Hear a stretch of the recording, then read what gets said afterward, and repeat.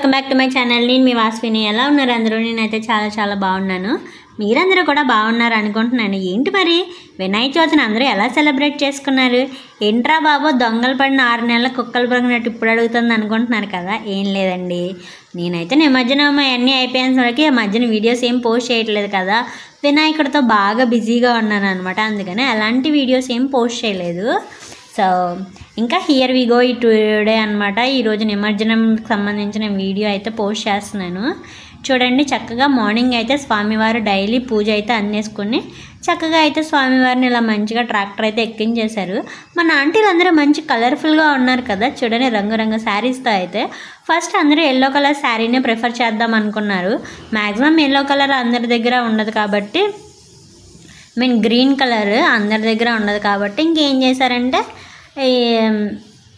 దాన్ని టవల్స్తో ఇంకా మేనేజ్ చేస్తారనమాట. ఇంకా ఎవరి దగ్గర ఉన్న లైట్ కలర్ శారీస్ని అయితే యూస్ చేసుకుని ఇంకా మంచిగా మనమైతే ఫస్ట్ ఎల్లో కలర్ శారీనే కట్టుకెళ్ళాము. తర్వాత దాన్ని అయితే మనం చేంజ్ చేస్తాం అనమాట. స్వామివారికి అయితే ఇక్కడ చక్కగా బండెక్కిచ్చేసిన తర్వాత కూడా మంచిగా పూజ అయితే చేస్తున్నారు. సింపుల్గా చేసినా సరే డెకరేషన్ కూడా చాలా యూనిక్గా సింపుల్గా ఉంది కదా. అంటే ఎక్కువ హడావిడి ఏమీ లేకోకుండా మన ఆడవాళ్ళు మాత్రమే చేస్తున్నారంటే కొంచెం ఎంతైనా సింప్లిసిటీ మెయింటైన్ చేయడం చాలా ఇంపార్టెంట్. కాబట్టి చూడండి ఎంత క్యూట్గా ఉన్నారో వినాయకుడు ఆ పందిర్లో కూర్చోగానే. వినాయకుడి నిమజ్జనం అప్పుడు పిల్లల హడావిడి మాత్రం మామూలుగా ఉండదు. పెద్దల హడావిడి ఒక రకంగా ఉంటే పిల్లల హడావిడి నెక్స్ట్ రేంజ్లో ఉంటుంది. ఎంతైనా వినాయకుడికి పిల్లలంటే చాలా ఇష్టం. పిల్లలందరికీ వినాయకుడు అంటే కూడా చాలా ఇష్టం కదా. స్వామివారు అయితే ఇలా పూజ అయితే చేసేసుకుంటున్నారు. పనిలో పని మీరందరూ కూడా ఒకసారి హారతి తీసేసుకోండి.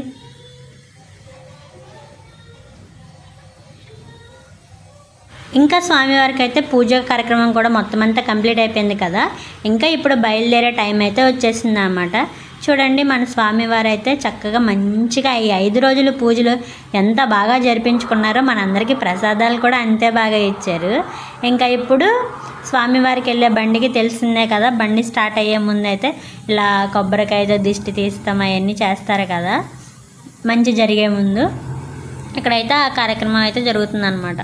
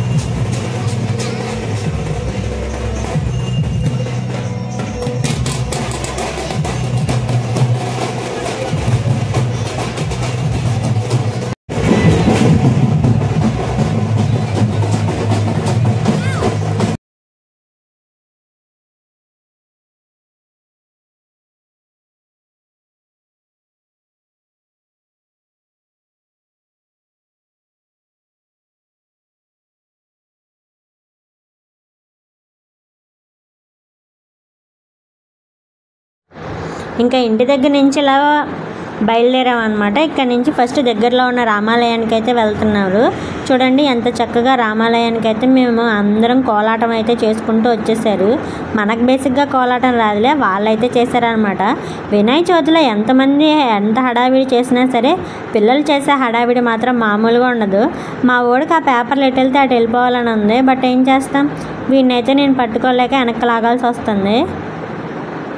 వీళ్ళు మాత్రం చక్కగా కోలాటం అయితే చేసి స్వామివారికి అయితే ఈ చక్కగా అసలు ఇంత నీట్గా అయితే బేసిక్గా వినాయక చవితి అనగానే పిచ్చి పిచ్చి సాంగ్స్ అవన్నీ పెట్టేసి ఇష్టం వచ్చినట్టుగా కొంతమంది అయితే ఇంకా డ్రింక్ చేసేసి చెప్పనవసరం లేదు. మనం ఇప్పుడు ఆల్రెడీ యూట్యూబ్ ట్రెండింగ్లో ఉన్న వీడియోస్ చాలానే ఉన్నాయి. పోలీసులకే సడన్గా ముద్దు పెట్టేసేయడాలు, అసలు ఏవో రకరకాలుగా చేసేస్తున్నారు. ఇప్పుడు అలా ఏం లేకోకుండా అందరూ చూసడానికి చాలా బాగుండేలాగా చాలా చక్కగా అయితే చేశారు వీళ్ళ నిమజ్జనం. ఎక్కడ ఒక చిన్న పాయింట్లో కూడా అరే ఏంట్రా అనిపించేలా కాకుండా బాగుంది, చాలా బాగా చేశారు అనిపించుకునేలాగా అందరూ వచ్చి చూసేలాగా అయితే బాగా చేశారు. కోలాటం కూడా ఇక్కడైతే బుజ్జి బుజ్జి గణపయ్య సాంగ్కి డ్యాన్స్ వేస్తున్నారు. నేను ఆ సాంగ్ని ఎడిటింగ్లో పెట్టలేను అనమాట. మనకి కాపీరైట్స్ ఇష్యూస్ వచ్చేస్తాయి కాబట్టి మనమైతే ఆ సాంగ్ని యాడ్ చేయలేము. వీళ్ళు సాంగ్ లేకోకుండా అచ్చం కోలాటం చేస్తుంటేనే ఇంక నేనైతే డైరెక్ట్ ఆ కర్రల సౌండ్ అదంతా బాగా పెట్టేదండి. ఇంకా వీళ్ళు ఒకసారి కోలాటం అంతా ఆడిన తర్వాత ఇంకా నెక్స్ట్ అయితే లడ్డు వేలం పాట. లడ్డు వేలం పాటలో అయితే నేను మాత్రం ఇది మాత్రం ఎక్స్పెక్ట్ చేయలేదన్నమాట. లడ్డు వేలం పాట వేసిన వాళ్ళు మా ఇంటి పేరు కనెక్ట్ అయింది. ఎంతైనా మన ఊరు మన ఇంటి పేరు కనెక్ట్ అయిందంటే అదొక తెలియని వైబ్ వస్తుంది కదా. అసలు నేనైతే సడన్గా ఎక్స్పెక్ట్ చేయలేదు. లడ్డు వేలం పాట వింటున్నాను అనమాట. సడన్గా సింహాద్రి అని వినిపించింది. అర్రే ఎక్కడ ఎక్కడ ఎవరు అని చాలామంది అని చూశాను. చివరికి అడిగాను అసలు ఎవరు ఆ సింహాద్రి అంటే అప్పుడు చెప్పారనమాట వాళ్ళ ఇంటి పేరు సింహాద్రి అని.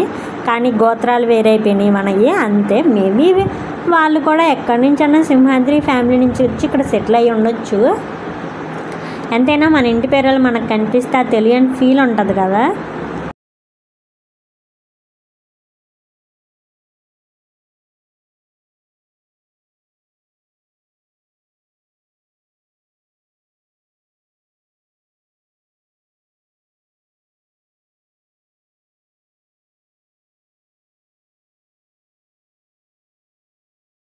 ₹5,000 బత్తినేని ప్రసాద్ పాట ₹5,000. సింహాద్రి శ్రీనివాసరావు గారి పాట ₹5,500. ₹9,000. బత్తినేని ప్రసాద్ పాట ₹9,000.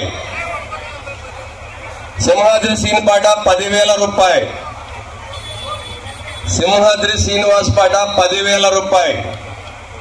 బత్తినేని ప్రసాదరావు పాట ₹11,000. బత్తినేని ప్రసాద్ గారి పాట ₹11,000.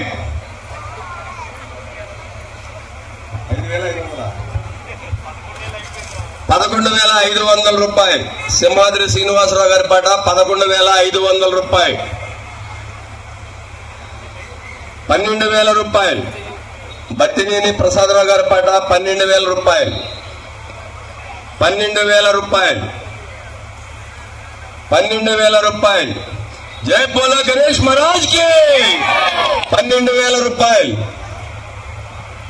₹12,000. ₹12,500. సింహాద్రి శ్రీనివాసరావు గారి పాట ₹12,500. ₹12,500 ఒకసారి, ₹12,500 రెండు సార్లు, 2.5 సారి. సింహాద్రి శ్రీనివాసరావు గారి పాట ₹12,500 3 సార్లు. గణేష్ మహారాజ్ కి. గణేష్ మహారాజ్ కి.